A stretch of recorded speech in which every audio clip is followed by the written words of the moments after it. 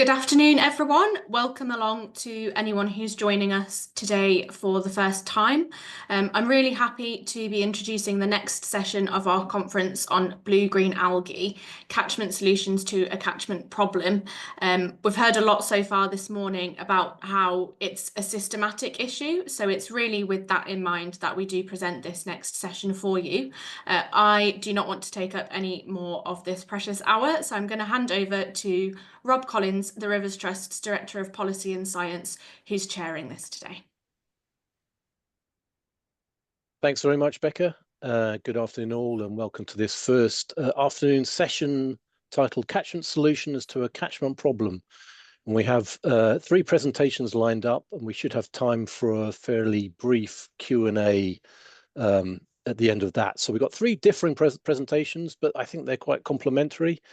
And we'll kick off, time will be tight, so we'll kick off with Josh Hares, who's Director at Rookwood Operations, and he'll be describing presentation Combating Algal Blooms by Capturing Phosphates. So this is about nutrient recovery from, I think, both agricultural and wastewater, Josh. So over to you. Thank you very much, Rob. Good afternoon, everybody. I will just launch my presentation for you now.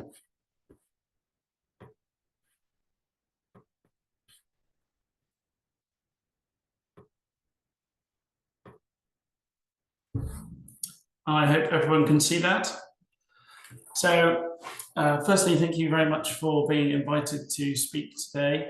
As my first slide said, this presentation is entitled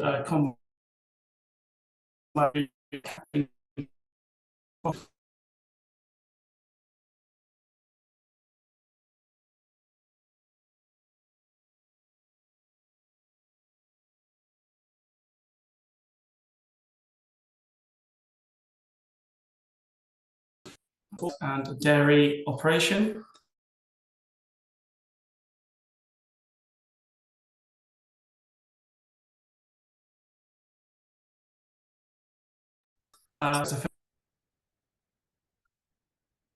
Sorry to interrupt. I think Josh as we could is a little bit intermittent.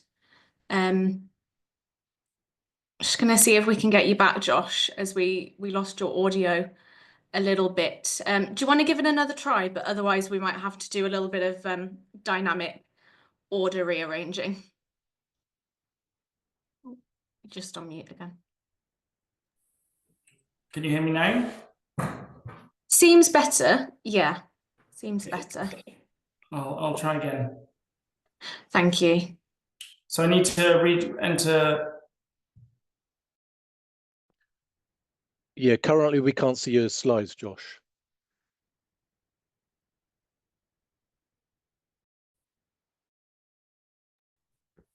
Sorry.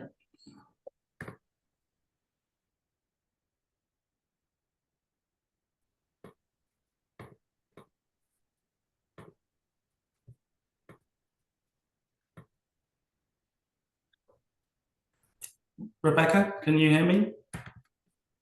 Yeah, we'll just test that out a little bit further. It's still intermittent and still can't see the slides. We've just got like a blank screen displaying. Okay.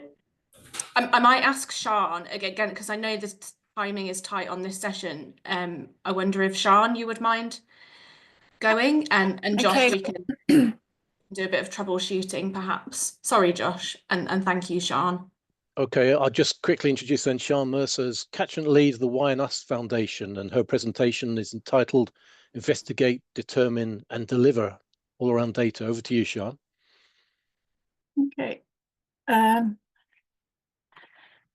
there, can you see my screen? Yeah, Sian, we can see it. Yeah. Okay, great. So, yeah, my name is Sian Mercer. I'm from the Why and Us Foundation. I'm the Welsh Capability Lead and the lead for project manager for the Casco project we've been doing. Data collection helps us understand the problems. Quantifying data helps create solutions which can change land use in the Upper Usk.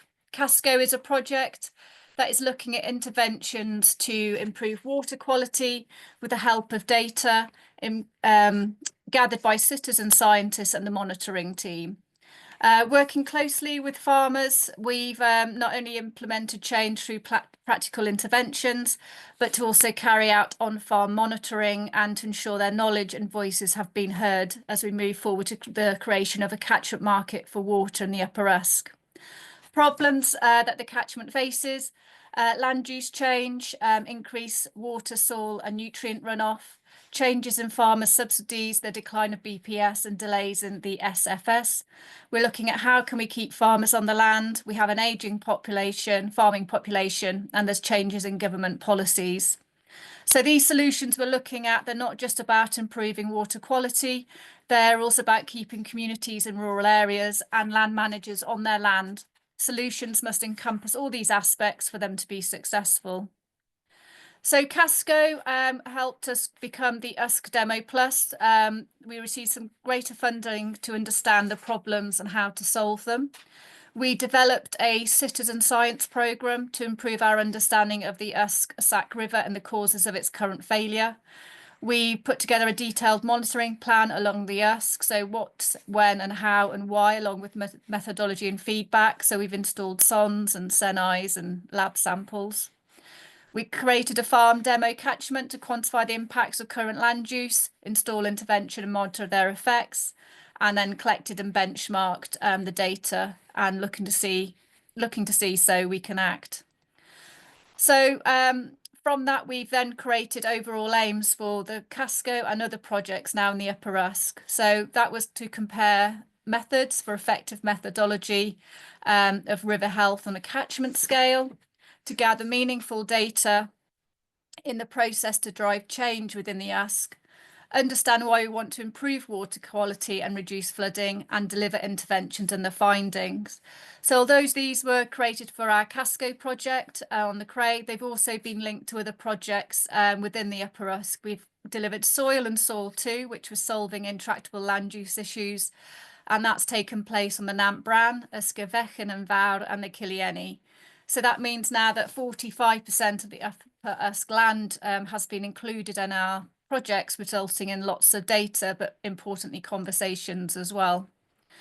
This is just a map to show that we have that working with farmers is really key to understanding our catchment solutions and also the catchment problems. So 87 farmers have been actively engaged within these 45% of the catchment.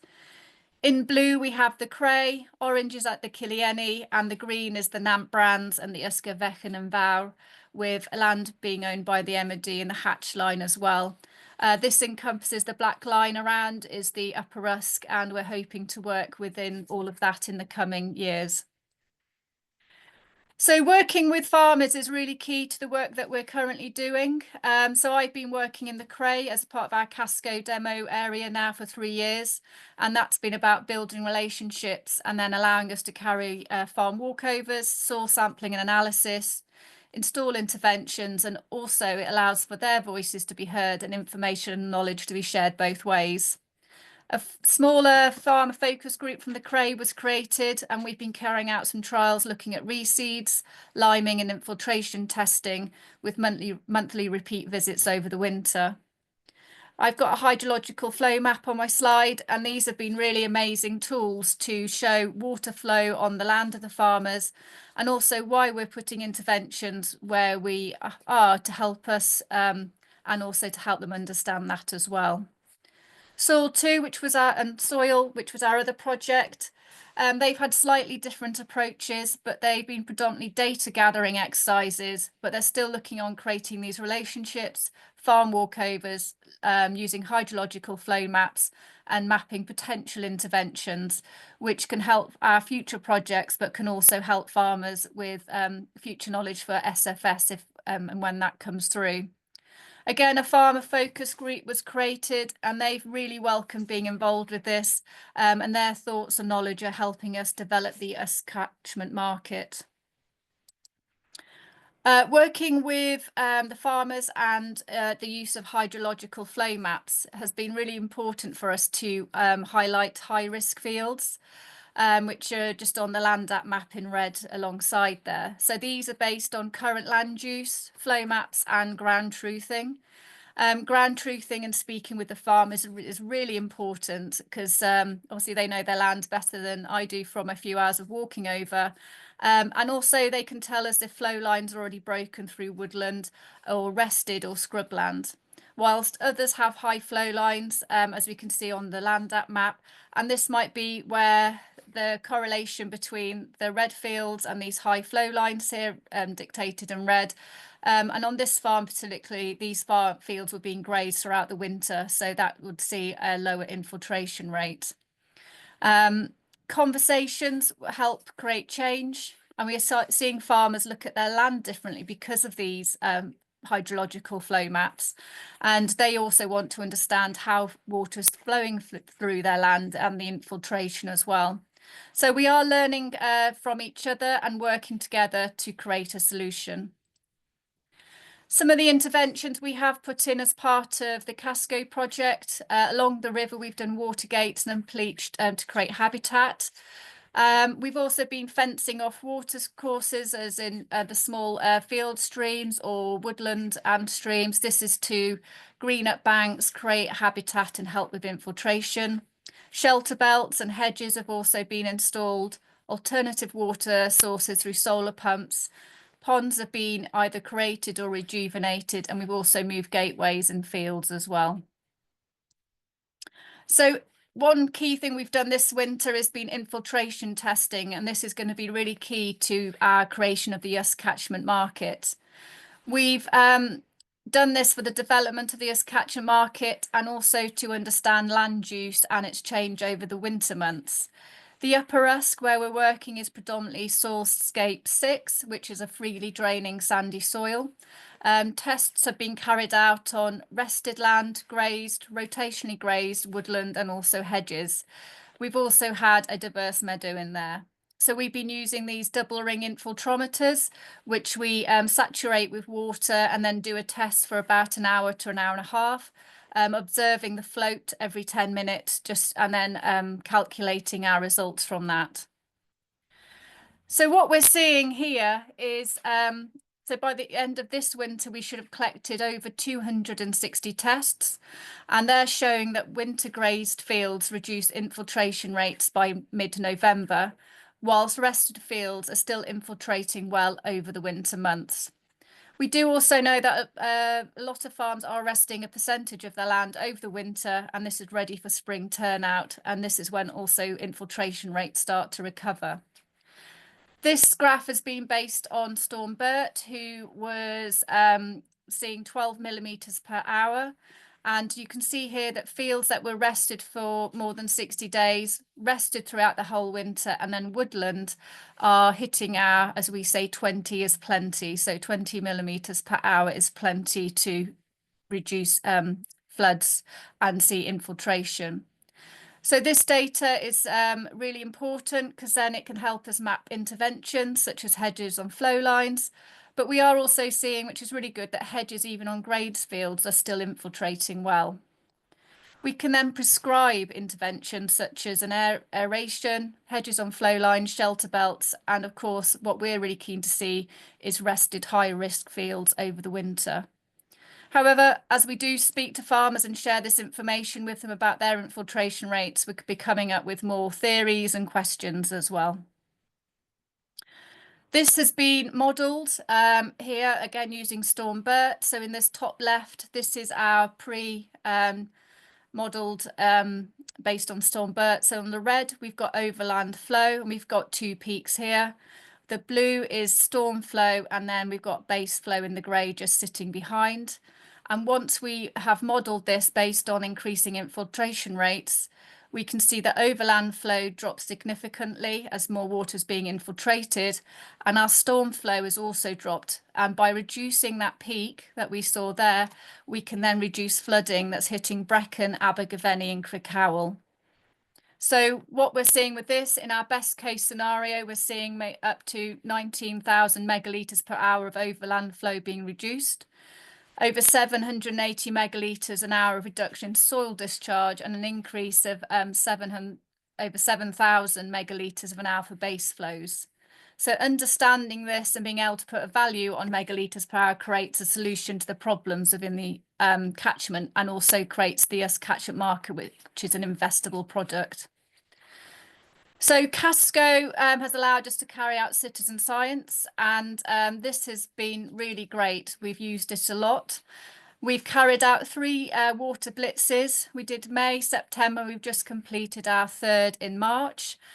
So the citizen science go out along the whole Usk and do their their sampling, and they also take a water sample which we send off to the lab, and that is tested for phosphates, nitrites and nitrates, and this is done on the same day in the morning. And we also in May and September we work with Cardiff University to take eDNA tests. We are still just waiting for the data, but we do hope to have that by June. And we're really excited to compare that against our electrofishing data. So the water blitz has shown that there is a really key place for citizen scientists in data gathering. On this graph, you can see that there is a close alignment between the citizen science data in green and the lab data in orange. So it just again really backs up the whole reason of Casco to show that citizen scientists had a key place in the data collection, and we are utilising it within the YNS Foundation. We've also used the data from citizen scientists to help us hypothesise the electrofishing data. So we've been really lucky this last year that we've had some really good results. So we started our electrofishing programme in 2016, and we saw that 2024 was by far the best year since our electrofishing programme began. So we carry out annually 75 sites on the Usk and 75 on the Wye. This here is the River Senne, which is a beautiful river, but it's also a great example of how juvenile salmon numbers have increased in an improvement in that. So, and we're seeing this along the Usk River, especially above Brecon in the upper tributaries. There was a crash in 2016 where juvenile catches have stayed consistently low. With 2023 being the second worst year since we started recording. 2024 saw numbers of salmon fry bounce back by far to the best levels of the last decade.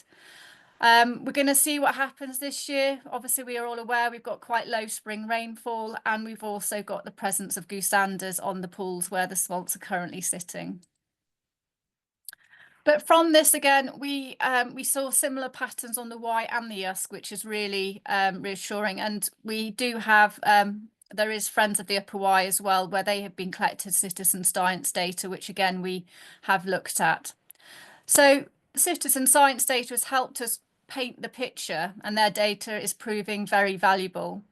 So we've got 3 key rivers here. We have the Honddu, and we had notable ammonia and turbidity spikes, as well as observation of migratory barriers.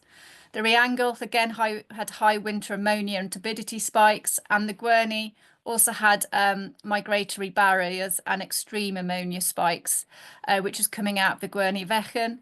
And from that, we have also placed a Senne monitor through the Casco programme as well to capture those ammonia spikes.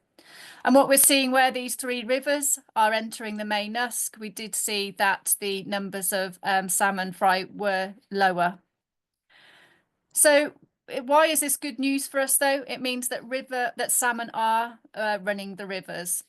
Also, last year we carried out a fish counter trial on the Usk with Swansea University, and from that we counted 414 salmon entering the river in June, 2 weeks in June and 2 weeks in October. So why do we think we had good numbers in 24? So in 21 we had good spring flows leading to 84% of tagged whale smolt survival compared to 24% in 22. Where we had poor spring flows. And we also understand that we have 2 SW salmon, so they're out for 2 winters, then back into our river. So that means that the 24 fry would have been the progeny of the 2 SWs from the 2 years previously. We would have seen higher survival of eggs last winter to fry this summer as well, and that was based on our rainfall and sort of temperatures as well. So lots of factors, but, you know, utilising the citizen scientists to get us there as well. We also have other things going on. We've got 3 sondes in the river, and we've created an USC sonde, which is using the Tableau platform where we've got our data. We've got USCVIS, where all the citizen science data from the YNUS Foundation, Save the River Usk and Gwent Wildlife Trust is visualised. We're going to be carrying out more surveys as well on the electrofishing sites, again, to build up a greater understanding. And we also have a student currently out carrying out 3 case studies, data analysis and morph and river surveys as well. So just to conclude then, data and evidence is critical for us to be able to investigate, determine and then deliver at scale on this catchment-wide basis. Casco's really changed how we look at the whole river. With each new project has a slight change in methodology as we learn more and refine the data required and how we are working. The US catchment market and the farmers will benefit from this work, but we really hope the true winner will be our rivers and all those that she supports. Thank you very much. Thank you very much, Sian. That was excellent. Really good to see the holistic approach you've taken actually to the monitoring and the linking of the chemistry to the biology and so on, and the quantification of it all. We'll move, don't forget to add any questions, by the way, to the Q&A, but we'll move on to Tim next. We'll give Josh a little bit longer to overcome the technical issues, but Tim Stevens, Head of Catchment Partnerships and Delivery at Wessex Water, and his presentation focuses upon getting a grip of phosphorus, how water companies can support agricultural P loss reductions. Over to you, Tim. Thank you, Rob. A frozen screen. Let me try pressing share again. Oh, there we go. I think we're back on. Can you see my screen? It's getting there. It's all gone very slow. It's trying. Well, things are happening, but no PowerPoint as yet. Anything yet? Tim, I'm just going to stop that and then you can try again. Do the old off and on again trick.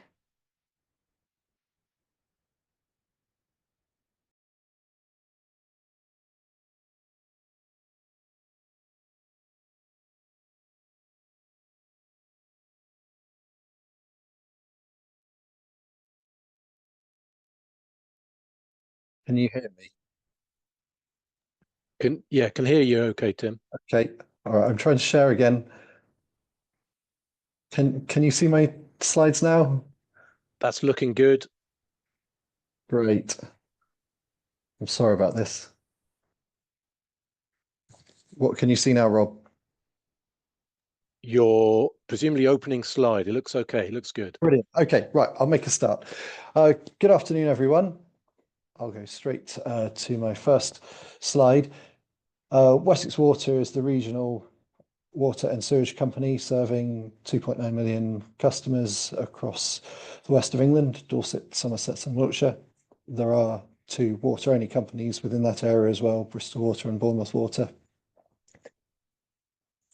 I'm part of the Catchment Partnerships and Delivery team, whose role splits into 3 main areas. We co-host 2 of the 4 regional catchment partnerships, Dorset and the Bristol Avon catchment partnerships.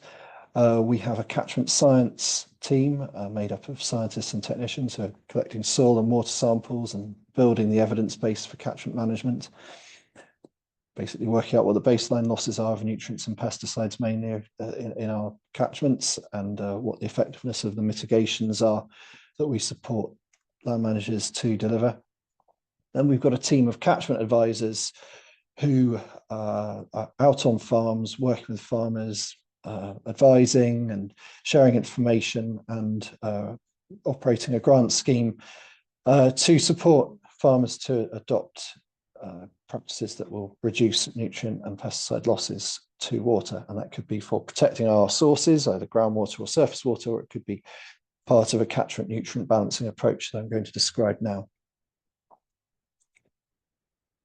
We are currently trialling a phosphorus catchment nutrients and balancing approach across subcatchments of the rivers Tone and Parrett in Somerset, and Dorset Stour, which is mainly in Dorset. And this is alongside a major programme of investment in our wastewater treatment works, water recycling centres, as we call them now, where the vast majority of our investment is going into phosphorus removal as part of that treatment process. But we also make available some of our overall phosphorus reduction budget to farmers to support agricultural phosphorus loss reductions. And you can see the area that that's operating in. We are offering a range of measures that are intended to address all stages of the phosphorus transfer continuum in order to deliver the maximum possible water quality benefit.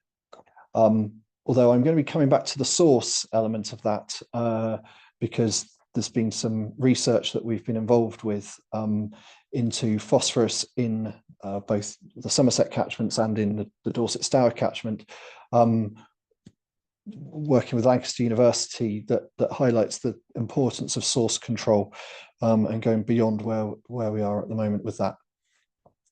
So the sorts of measures that we have been funding across those target catchments over the past couple of years, a selection on the screen there from what was delivered in the 2024 calendar year, coming at it across that whole continuum. Source control, we've been funding some covered manure stores to replace in-field heaps. So that's trying to prevent the overwinter losses that might come from those field heaps. Even if they're fully compliant, there may still be some losses. So keeping it under cover until it's ready to be spread is one way of addressing that. We've also been funding targeted arable reversion, where in that case there's a maize field on quite erodible soil on a slope. We've funded that to go into species-rich grassland. And then also trying to address the direct source into watercourses that livestock entering watercourses leads to. And so the white arrows there are before and after pictures. And in that case, yeah, watercourse fencing has removed the source from that watercourse. We've also been addressing the mobilisation and delivery elements of the pathway by concreting grants for sorting out farm tracks, so that there's less phosphorus-bound sediment being washed into watercourses, and also anything that will slow the flow of water through the landscape. So you've got grassland subsoil in there. The bottom middle picture is cover crops, the highest impact measure that we're able to implement at scale. Watercourse buffer strips, as in the top picture there. And then increasingly, we've got a pipeline of more nature-based solutions. So working particularly in partnership with Farm and Wildlife Advisory Group advisors to identify opportunities for riparian tree planting, cross-slope hedgerows, leaky dams, which are traditionally more an NFM measure, but if they're allowing the water chance to settle out sediment and the phosphorus attached to it, then they have a positive water quality benefit too. And then we've delivered some wetland and pond projects last autumn, and got more to deliver this year. So you've got a sediment trap there that's just been put in ditch, and then a pond restoration at the bottom. So building the evidence base for this is really important to us, and we are at the end of the day reliant on modelled values for the effectiveness of our measures, simply because of the scale that we're delivering it at. You can see that on the previous slide, we have land management agreements with 185 farmers, with each farm having many fields, and phosphorus is quite hard to measure. So we've currently got 8 of these edge of field runoff monitoring installations, whereby if we know the flow and we know the concentration of phosphorus in that runoff, we can work out what the load is. If we then use the digital terrain models like the one on the right to work out how many hectares flowed into that particular capture point, and we can sense check that measured value over a number of winters against what the models are telling us. So this is building a really good evidence base for what we're asking farmers to do. And this, as I said earlier, is in conjunction with a major programme of investment in phosphorus removal at our water recycling centres. I'm going to focus now particularly on the Somerset Levels and Moors catchments, which is primarily the rivers Brew, Tone and Parrett. And the blue line shows you what our actual phosphorus load discharged has been over recent years. You can see it peaked in 2012 at over 200 tonnes of P per year going into those systems, the river systems. That's now fallen to 39 tonnes as phosphorus removal was switched on at different water recycling centres, and now with our AMP8 business plan from 2025 to 2030, you can see it's going to fall even further. And this is in addition to a major programme of investment in reducing the impact of storm overflows and our pollution incident reduction plan. There have also been positive changes in agricultural practices over the years. You can see here that alongside other fertilizer types, phosphate use has fallen. This is a national picture, but this would be accurate for Somerset and the rest of the Wessex region as well. And so the combination of wastewater treatment improvement and agricultural changes, more efficient use of fertilizer, have seen falling phosphorus concentrations in those main rivers running into the Somerset Levels. And that's set to fall further, but the challenge that we now have is that Natural England are indicating it needs to be below 0.1 milligrams per litre to reverse the issues that are highlighted there on the right. And so we feel that the working together with farmers will help us get closer to that target.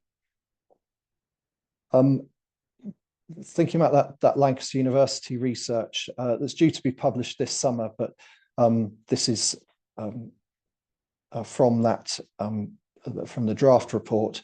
As I said, agricultural changes have led to improvements over the years, and you can see that in the blue line there with the agricultural surplus that Lancaster University have calculated for Somerset having fallen significantly.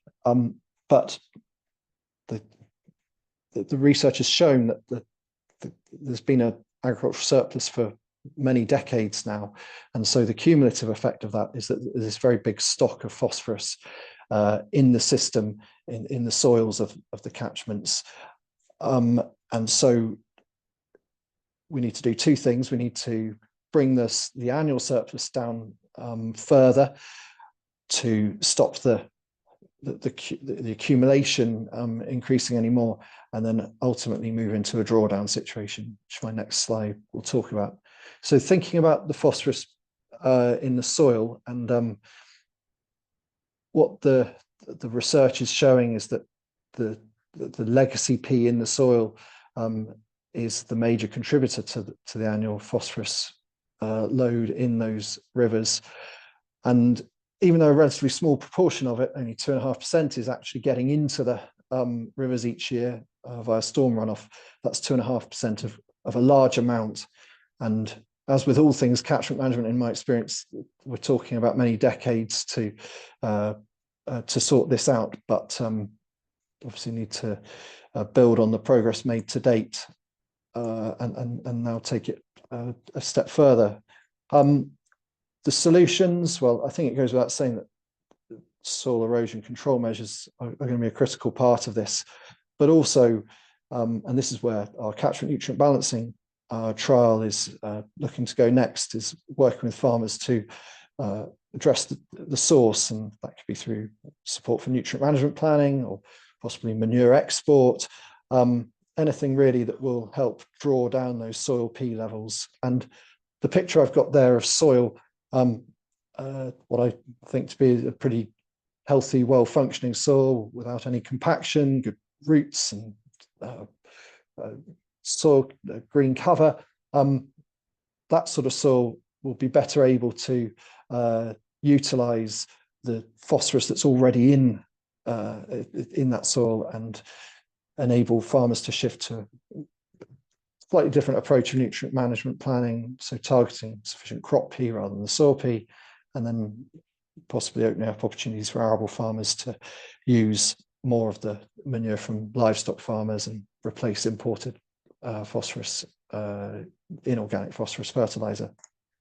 So in conclusion, I thought probably quite good to conclude with a study that's already been published by Lancaster University on a next door catchment, the Dorset Stour, which is where they highlight that a combination of enhanced wastewater P removal and is needed with reducing agricultural surplus, and that agricultural surplus is the major cause is imported livestock feed onto farms. And so we've been doing some work working with dairy farmers in the catchment on reducing dietary phosphorus concentration, and ultimately it's what you then do with that manure. And then the second part to the conclusion is our catchment nutrient balancing trial, that we're one of a number of water companies with trials of this at different stages, provides a mechanism by which we're able to support agricultural loss reductions alongside that investment in wastewater treatment. So I'll stop there. Thank you, Tim. That was great. Lots of compelling evidence there, actually. So we'll come back to that hopefully in the Q&A. We better move on. Yeah, just a reminder, put your questions in the Q&A for Tim. We'll move on and back to Josh again, who remains a director of Rookwood operations, and we'll be focusing on combating algal blooms by capturing phosphorus. So it's that nutrient recovery angle. So over to you again, Josh. Thank you, Rob. Can you hear me? I can, yes. Right, let's try.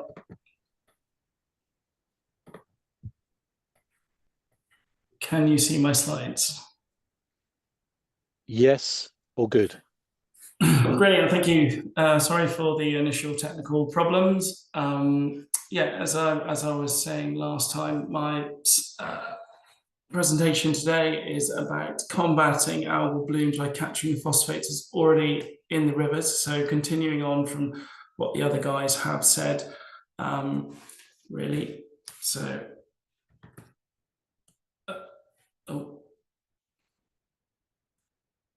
So a bit about background about myself. I am from a family farming operation. We have dairy cows and we have free range poultry, egg production. So well, I myself are particularly interested in regenerative farming and diversifying our farm business. So when we started Rookwood operations, we were looking at wasted resources, and phosphate is definitely one of those. A bit about phosphate might have been covered today quite extensively, but phosphate is a vital resource when it comes to agriculture and food production, and all of these problems that people identified today are problems worldwide. So I don't think exporting all of our food production is a good idea long term. We need to be able to produce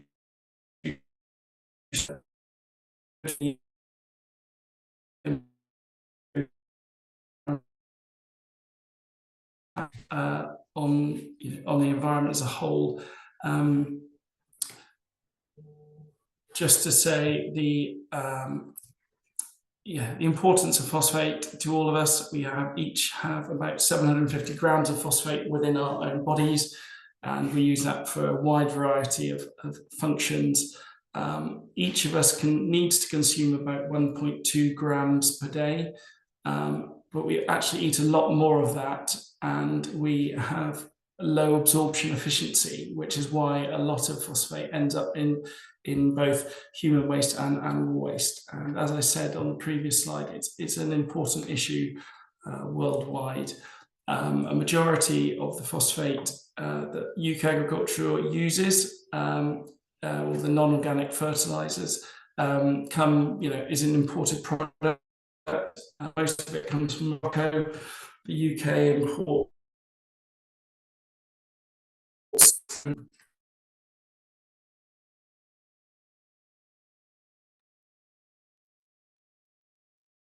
Sorry, we seem to have lost Josh, so I'm just going to step in here and Josh, sorry, you've been cutting out again, so I'm going to get your slides up on my screen. And it also might help to turn your camera off. Okay, can you? So I will just get that up now. 1 second.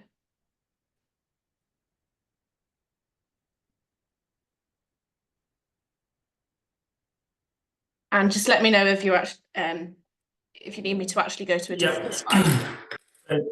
Yeah, just one more slide. There you go, that one. So I've just finished that one. So the next one, please.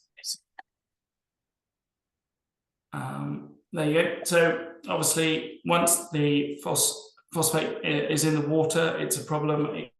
It can be in two main formats, essentially. One is the soil itself getting into the water, which gives us a suspended phosphate problem. The solutions for this, once it's in there, are things like wetlands or natural structures like beaver dams, which effectively slow the water down and allow the suspended phosphate to settle onto the riverbed. But as I'll mention in a minute, that's not the end of the problem. Obviously, if we start changing rivers with things like with large wetlands or allowing beavers to build dams in all the areas they would like, we could interrupt things like fish migrations, particularly salmon and trout, and also depending where that beaver chooses to build its dam, it potentially could cause flooding in quite a large area behind that. So it's not a perfect solution. Next slide, please.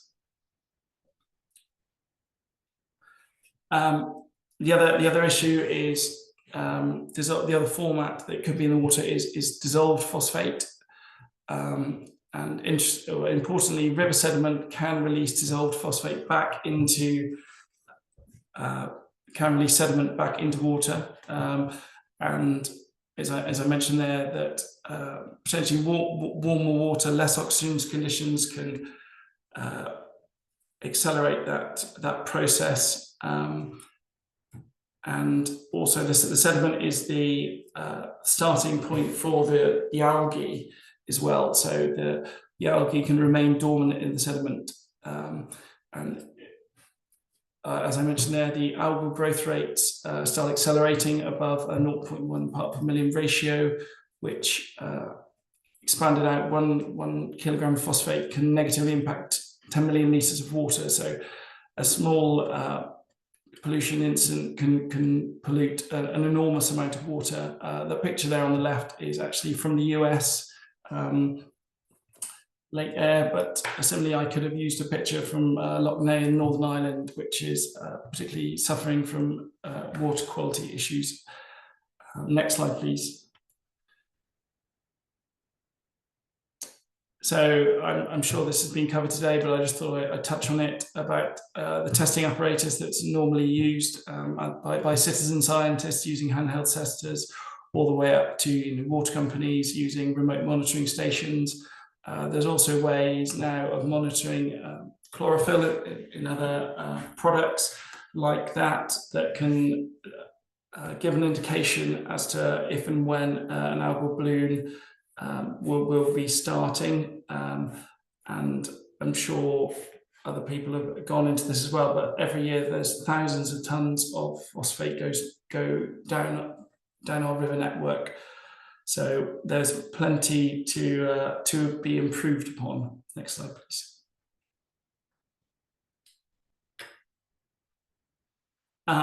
So yeah, back to Rookwood Operations as a company that we set up a couple of years ago, and we have been developing a phosphate recovery material. It is 100% natural, 100% natural ingredient. It's patented now, and the idea is we capture dissolved phosphate. So we're not trying to filter the water. We're not trying to take the sediment out. We would like to filter clean water. The material itself doesn't have an affinity to bind to heavy metals, which are often present in river sediments, which can cause big problems. As I said, the phosphate binds to the surface of the material, and when the material is then removed from the site, we can take the phosphate with it. And to keep things circular, we would like to be able to return that to land as an agricultural fertilizer. So it's taking a resource from where it's causing a problem back to land where it is needed. So potentially it could be used as a tertiary treatment at a wastewater recycling plant, or we could install it within a river, within a Gabion structure, or even simply put within a tea bag. So as the water passes through it, we would like to absorb that phosphate and take it out before it causes problems further on down. Next slide, please. As Tim mentioned in the last presentation about the importance and the quality of good soil, and there's a definition there of what good soil looks like, but the better soil functions, the more life lives within that. And the thing with phosphate and total phosphate and available phosphate, more phosphate is available, the healthier the soil becomes, particularly if you can encourage mycorrhizal fungi, and the mycelium network is able to scavenge more phosphate out of the soil, which should lead to less phosphate fertilizer being required. Next slide, please. As I mentioned, one of the solutions could well be regenerative farming, and as Tim said, this is a many-decade project. There's an enormous amount of phosphate reserves within the soil and also within river sediments, which we need to work to reduce. And it's going to take everyone, everyone who has an impact on a river needs to be involved in this process, whether that be just the landowners and the farmers or the water companies. But essentially, to improve the quality of the rivers, we need to stop as much soil and is getting into the rivers as possible. Next slide, please.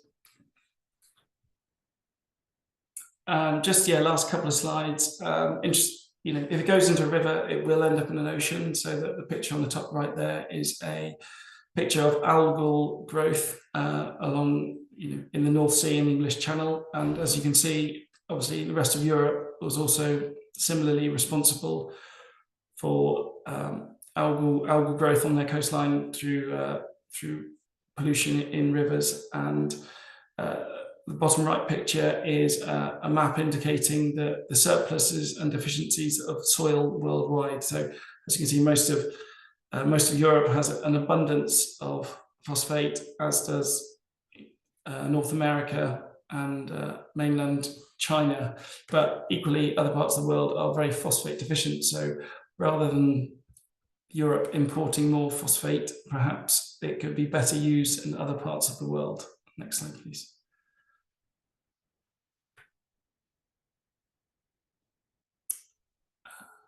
So yeah, that's the end of my presentation. Thank you for listening. Sorry about the technical difficulties, but yeah, I'm sure. Yeah, I'm confident that there is a solution out there. It will just take time and commitment from all those involved. Thank you very much. Thank you, Josh. So if I could ask all three speakers to put the cameras back on and unmute themselves. We've got about 9 minutes for a Q&A session. I'm worried about those cows behind you, Sian. All right. And I see a few questions have been answered in the Q&A already, so I'm going to sort of ask a few myself, actually. I'm going to start off with Tim. You provided some seemingly quite compelling evidence there around nutrient phosphorus reductions in agriculture. And I wondered if you could comment. This is a slightly unfair question, but I'd be interested to know your thoughts. Comment on the recent Environment Agency position on catchment nutrient balancing, that it's seemingly unworkable as a regulatory mechanism, because you showed something like getting on for 1,000 kilograms of reduction in P, I think it was, across 100 odd farms. So just be interested to hear your views on that, please. Yeah, it's an interesting question. I think what we all collectively need to do, and by that I mean the water companies, the rivers trusts, anyone who has had some involvement in catchment nutrient balancing trials, is to build the evidence base for its effectiveness. We feel it has a role, particularly in headwater catchments, where even if you eliminated all of the phosphorus loading coming from wastewater treatment, you would still be left with the agricultural loadings. And the agricultural losses are diffuse. They have to be addressed at a catchment scale. The only way you can do that is through collaboration. And so what we have been trying to do through our trial is, through the reports we've submitted, it was the first year of the trial. We've just reported on the second year of the trial,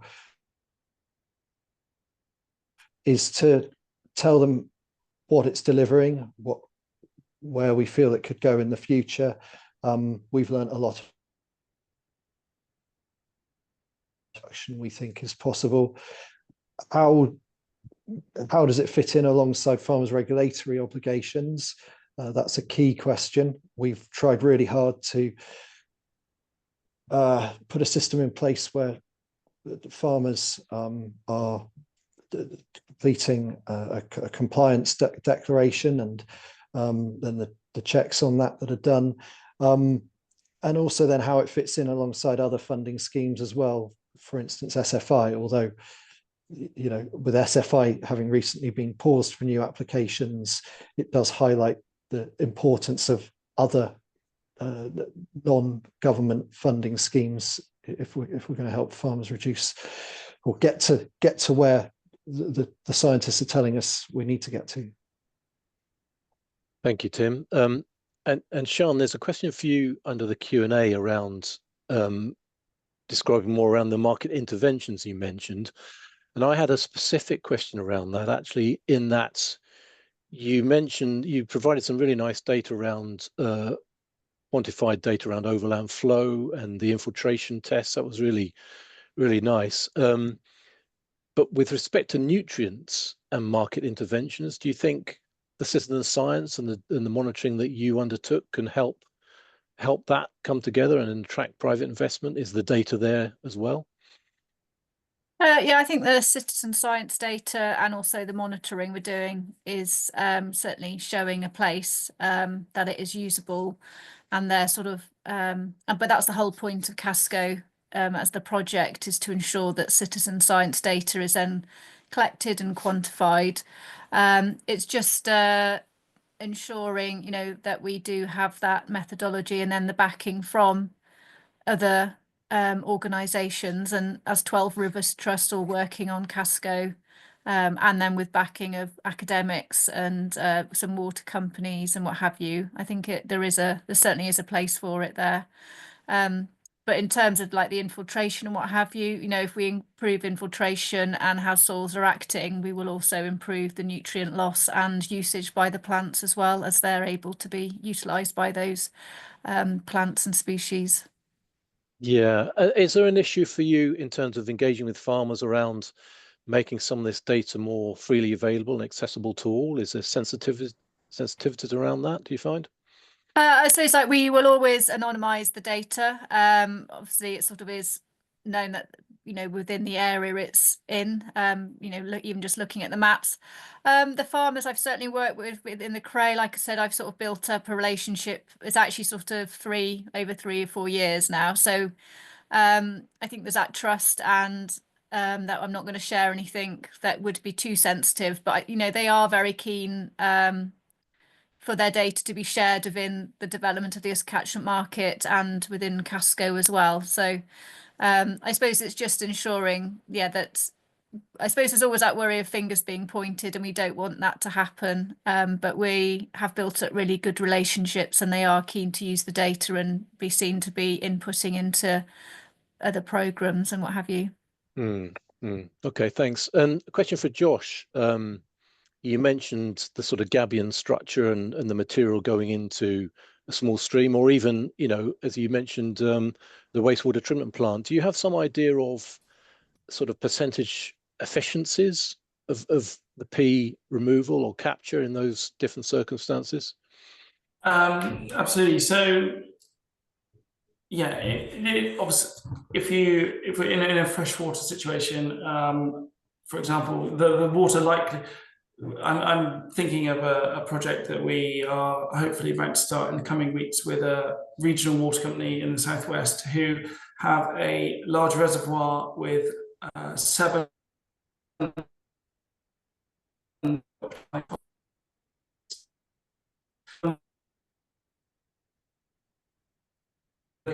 and pull out phosphate from that 0.5 parts per million, something like that, and we hope to be able to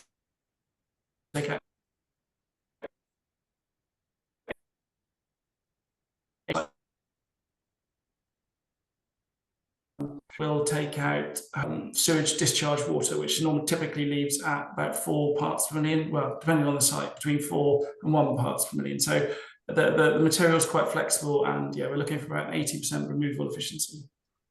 Okay, thanks, Josh. You cracked up a little bit there, it broke up a little bit. So if you've got a chance to perhaps just put something in the chat, that would be good as well on the Q&A. And last question, I think, nearly run out of time for Tim. You mentioned the importance of the dietary contribution of phosphorus.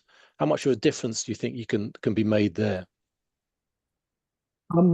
The study that we did on a Dorset dairy farm indicated a 5% reduction in farm gate phosphorus surplus could be achieved, which is a relatively small amount on that farm. I think generally the more yield the cows give, the more imported feed they're going to be fed, and so they're the herds that are going to have most potential for it. But if you can deliver a 5% reduction in farm gate P surplus on dozens or hundreds of farms across a catchment, then that does add up to an amount that's worth doing. But I use it as an example of where source control is going to be, there isn't going to be a silver bullet, it's going to be a collection of actions. And that is one good starting point. In the farm that we did that study on, they were able to remove phosphorus from the dairy minerals that were being fed to the cow. So all the other minerals stayed the same. It's just they switched to a 0% P mineral, and they were still able to get enough phosphorus into the cows for them to remain healthy and fertile and productive. But yeah, so it's going to be a small contribution, I think. Yeah. Okay. Thank you very much. And it's 3 o'clock, so we'll close there. Thank you very much to all three presenters. I think it's been a really interesting session. You showed very clearly, you've quantified things, which I always like to see. So thank you very much. And I think over to Becca now. We have a 15-minute break, I believe. Yes, I will just wrap up really quickly, I want to say a particular thank you to Rob and all three speakers for dealing with the various technical issues there. It's not easy, but hopefully I think all the information came across well, and yeah, we gained a lot of insight from all of your presentations and the discussion. As Rob said, we now go to a 15-minute break, and we'll be back at 3:15 for our international learnings session. Thanks everyone, and bye for now.